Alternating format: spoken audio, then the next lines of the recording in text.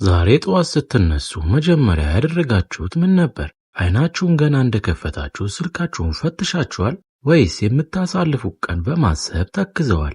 አንድ እውነት ልንገራችሁ፣ የሁሉም ሰው ስኬት የሚወሰነው ከእንቅልፋችሁ ከነቃችሁበት ሰዓት አንስቶ እስከ 2 ሰዓት ባለው ጊዜ ውስጥ በምታደርጉት እንቅስቃሴ ነው። ብዙዎቻችን ቀናችንን የምንጀምረው በሽንፈት ነው። ምክንያቱም ጠዋት ተነስተን ለራሳችን ጊዜ ከመስጠት ይልቅ በሌሎች ሰዎች በሶሻል ሚዲያ ያየነውን መረጃና ጭንቀት በር በመክፈት ስለምንሞላ ነው። ይህ ቪዲዮ ዝም ብሎ መረጃ ብቻ አይደለም። ከኔ ጋር በምትቆዩበት ጊዜ የዓለማችን ቁንጮ ስኬታማ ሰዎች ከሚሊዮነሮች እስከ ታዋቂ አትሌቶች ቀናቸውን እንዴት እንደሚጀምሩ ነግራችኋለሁ። እናንተም ይህንን በማድረግ ሕይወታችሁን እንዴት መቀየር እንደምትችሉ በዝርዝር ምነግራችሁም ይሆናል። እንኳን ወደ ጥበብ መንገድ ዩቲዩብ ቻናል በሰላም መጡ።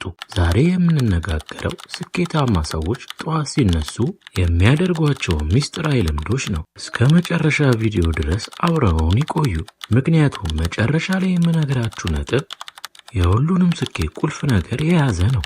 ቪዲዮውን ከመጀመራችሁ በፊት ቤተሰብ ያልሆናችሁ ሰብስክራይብ እንድታደርጉና ቪዲዮ ላይክ በማድረግ እንድትጀምሩ በአክብሮት እየጠየቅ ወደ ቪዲዮ አመራለሁ። እኛ ሰዎች ውሳኔ መወሰን አቅማችን ጠዋት ላይ ከፍተኛ ነው።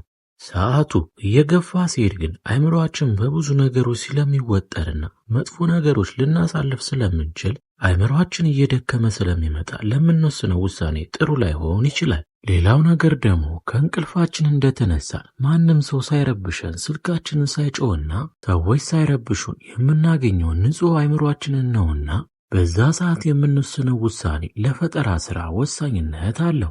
እንደ ምሳሌ አንድ ነገር ላንሳላችሁና አንድ ባለሀብትን ጋዜጠኞች እንዴት ነው ሁልጊዜ ትክክለኛ ውሳኔ የምትወስነው ይሉታል።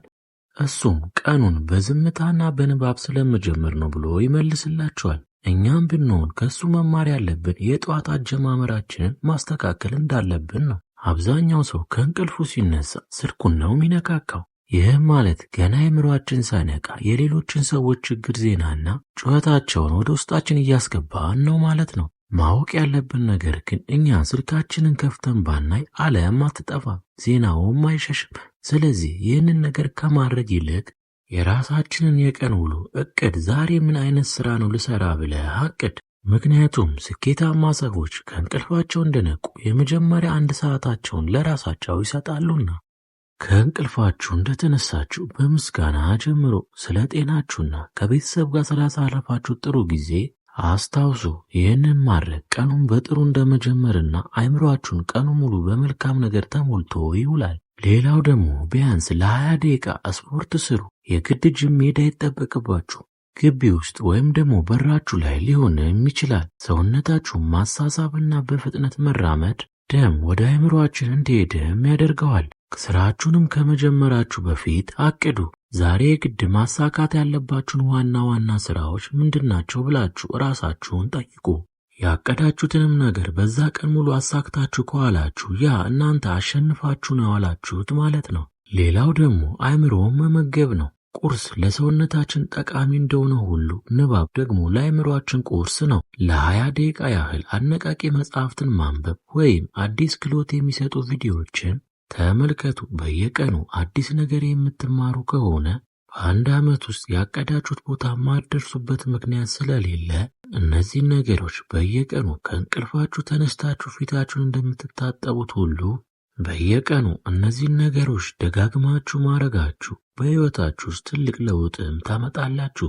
ሌላው ደግሞ የምንቸገርበት ነገር ከአልጋችን እንዴት ቶሎ እንነሳ የሚለው ነገር ሲሆን እንቅልፍ ለጤናችንም ሆነ ለምናሳልፈው ቀናቶች ወሳኝ ቢሆንም ከሚያስፈልገን በላይ መተኛት ግን ልንደርስበት ካሰብነው ነገሮች ወደ ኋላ ያስቀረናል። ስለዚህ ጠዋት 11 ሰዓት መነሳት ካለብን ማታ 2 ሰዓት ወይም 3 ሰዓት ላይ መተኛት ግድ ይላል። ምክንያቱም አይምሮአችን በቂ ረፍት ካላገኘ ጠዋት የድካም ስሜት ስለሚኖርበት ቶሎ ካልጋችን ላይ ላንነሳ እንችላለን። ሁለተኛው ደግሞ ልክ በጠዋት እንደነቃችሁ መጋረጃችሁን ክፈቱት።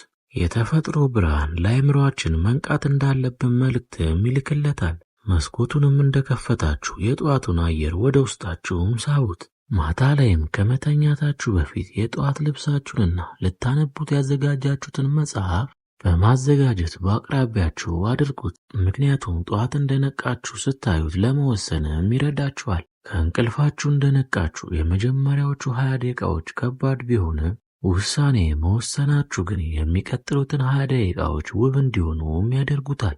ማወቅ ያለባችሁ ነገር ጠዋት መነሳት ማለት ተጨማሪ ሰዓት ማግኘት ማለት ሳይሆን ያለንን ሰዓት በአግባቡ መጠቀም መቻል ማለት ነው። ስኬት በአጋጣሚ የሚመጣ ነገር ሳይሆን በየቀኑ በምናደርገው ጥቃቅን ልማዶች የሚገነባ ውጤት ነው። ዛሬ የነገርኳችሁ ነጥቦች ሕይወታችሁን እንዲቀይሩ ከፈለጋችሁ ተግባር ላይ አውሏቸው። ቀጥሎም ለሚቀጥሉት 7 ቀናት ለራሳችሁ ፈተና አዘጋጁና በእነዚህ ቀናት ውስጥ ከእንቅልፋችሁ እንደተነሳችሁ ስልካችሁን ሳትነኩ ያወራንበትን ነገር ሞክሩት። ከነገርኳችሁ ነጥቦች ውስጥ ከባዱ ለእናንተ የትኛው ነው? ስልክ አለመነካካት ወይስ ጠዋት ስፖርት መስራት? ሐሳባችሁን በኮመንት ላይ ጻፉልኝ። ኮመንት ላይ እንወያይበት። ለዛሬ ይዘንላችሁ የመጣነው ይህንን ይመስላል። እንደዚህ አይነት የውስጥ ማንነትን የሚገነቡና ወደ ስኬት የሚመሩ ትምህርቶችን እንዲደርሷችሁ ቤተሰብ ያልሆናችሁ ቻናሉን ሰብስክራይብ እንድታደርጉና ለጓደኞቻችሁ ሼር እንድታደርጉ እየጠየቁ ሁሌም ማስታወስ ያለባችሁ ቀኑን ካሸነፋችሁ ሕይወታችሁን አሸንፋችኋል። በሚቀጥለው ቪዲዮ እስከምንገናኝ በጠዋት ልምዳችሁ እንድትበረቱ እየተመኘው ቸር ያገናኘን።